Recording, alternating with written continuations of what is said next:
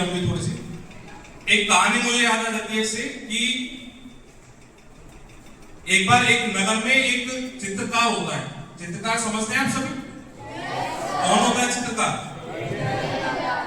कौन होते हैं? जो आर्टिस्ट होते हैं, जो पेंटिंग बनाते हैं, है ना।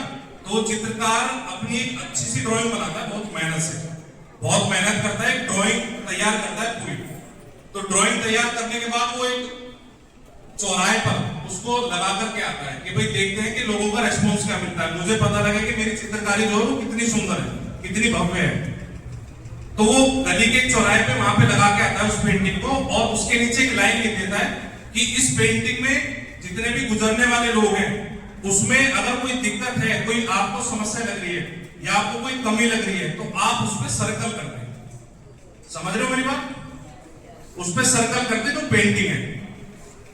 तो वहां से जो लोग बाग गुजरते हैं वो काफी सारे सर्कल कर देते हैं। तो अगले दिन आके देखता है जो उसकी चित्रकला वहां पे जो लगी रहती है पेंटिंग, देखता है तो उसमें काफी सारे सर्कल्स मिले।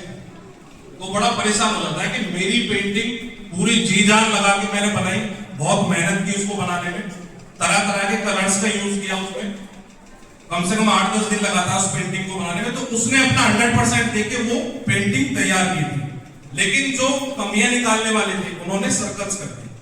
उसने लिखा भी था लाइन के अकॉर्डिंग, उसने लिखा था कि इसमें जो भी कमियां हो उनको सर्कल कर दे। तो अगले दिन देखा तो पेंटिंग ढक करके उस पर सर्कल ही सर्कल थे पूरी पेंटिंग में।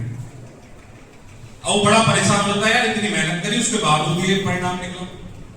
तो अपने जिगरी जो दोस्त होता है उनका, उसके पास वो जाता है, जो इंसान होता है वो उनके पास जाता है, बोलता है मैं आज से अपनी जो कला है उसको मैं त्याग रहा हूं, मुझे कोई नया काम बताओ, मैं कुछ नया काम करना चाहता हूं।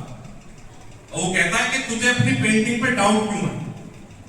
तो वो पूछता है कि ऐसे ऐसे मैंने पूरी अपनी कहानी बताता है कि मैंने वहां इस तरीके से पेंटिंग लगाई थी, उसमें मैंने लिखा था इस तरीके से, पूरी कहानी उसको बताता है। तो उसका दोस्त उसको एक सलाह देता है कि एक काम करो मेरे कहने से, उसके बाद छोड़ दो तो अपना काम। तो वो सलाह क्या देता है? वो सलाह देता है कि एक पेंटिंग और बना, उसको अधूरा छोड़ दियो, और अधूरा छोड़ने के बाद उसके नीचे एक लाइन लिखनी है कि इस पेंटिंग को पूरा करने पर अगर इस पेंटिंग में आपको कोई कमी नजर आए तो उसको पूरा कर दें। उसने लाइन को विपरीत कर दिया। पहले उसने गलती निकलवाई अपनी, फिर उसने एक लाइन उसमें नीचे डाली जब वो चौराहे पर लगाने गया कि इस पेंटिंग में जो भी आपको कमी मिले उसको पूरी कर दो। तो कमियां तो काफी सारों ने निकाली थी, सर्कल कर दिए थे, है ना। तो उसके बाद वो उसी तरीके से सेम करता है, अपनी एक पेंटिंग बनाता है, उसको वो अधूरा छोड़ देता है, और उसके नीचे वो लाइन डालता है कि अगर इस पेंटिंग में आपको कोई कमी नजर आए तो इसको पूरा कर दे। अब वहां पे चौराहे पे लग गई। चौराहे पे लगने के बाद जितने इंसान वहां से गुजर रहे हैं वो देख रहे हैं, वो लाइन भी पढ़ रहे हैं, लेकिन किसी ने भी उसकी कमी को पूरा नहीं किया। वो अधूरी जो पेंटिंग थी वो एज इट इज अधूरी ही रह गई। तो इस छोटी सी कहानी से आपको मैं शिक्षा बताना चाहता हूं कि गुरु का मतलब क्या होता है। आप अभी अधूरे हैं, आप में कमियां निकालने वाले बहुत सारे हो जाएंगे, हम भी निकालते थे, लेकिन आपको पूरा करना भी हमारे हाथ की बात होती है।